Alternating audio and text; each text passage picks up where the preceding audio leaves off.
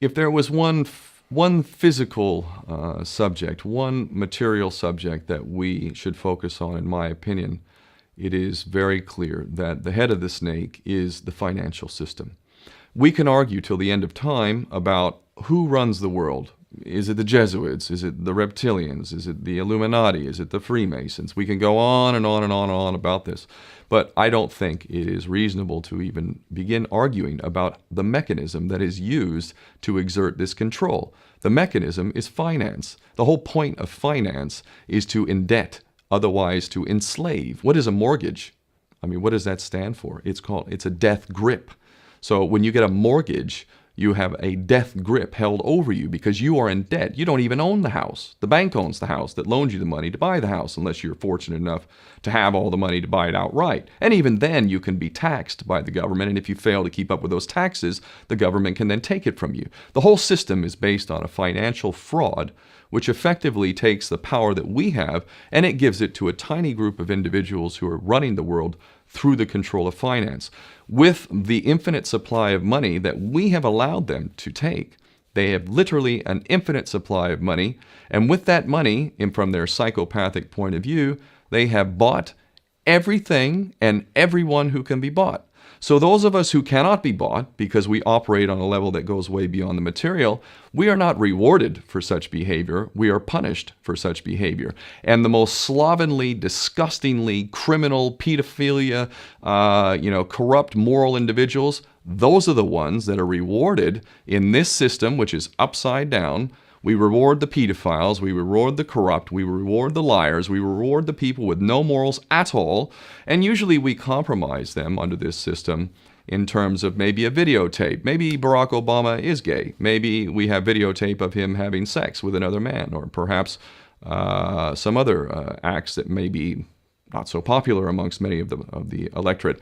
Or maybe we have videos of political leaders having sex with little boys or little girls. If I was in charge of the world and I was a psychopath and completely drunk on my own power, you can bet damn sure that's what I would do. I wouldn't allow anyone in a position of power who wasn't completely compromised. When you have an infinite supply of money, you can do this. Take that supply of money away, take that power back, put it in the hands of the people, get rid of fractional reserve banking, which is an obscenity in itself. Listen to the lessons of Jesus Christ. If you're a Christian who got really pissed off when he went to the temple and he saw what the money changers were doing, let's take back control of the issuance of money, and not just on a national level. I'm happy to see in Denmark that you have your own currency. You don't have the euro.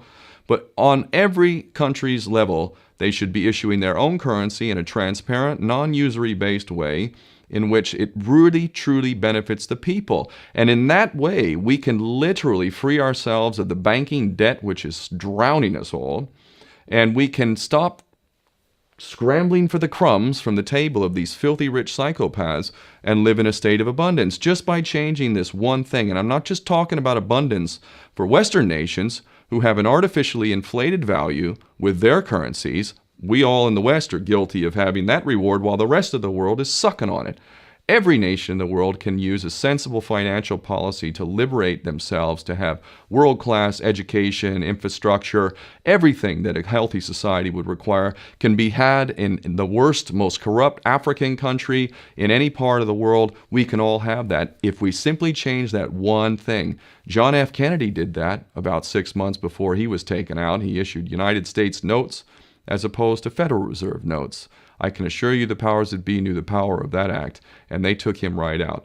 So the bottom line is, if we as people understand this very simple principle, just this one thing, change this one thing, we can solve every other problem you can name. I don't care what the problem is. I can bring it back to the financial system and an infinite supply of money for a bunch of psychopaths who are running the world, as opposed to an abundant supply of money for all of us. So in that sense, I'm very optimistic. This is not rocket science. I am not the smartest guy in the room. We can all understand this. And as soon as we do, we can exercise the same power that we had, but relinquished, and we can have a future for ourselves and our children. There's a lot to be optimistic about, quite frankly.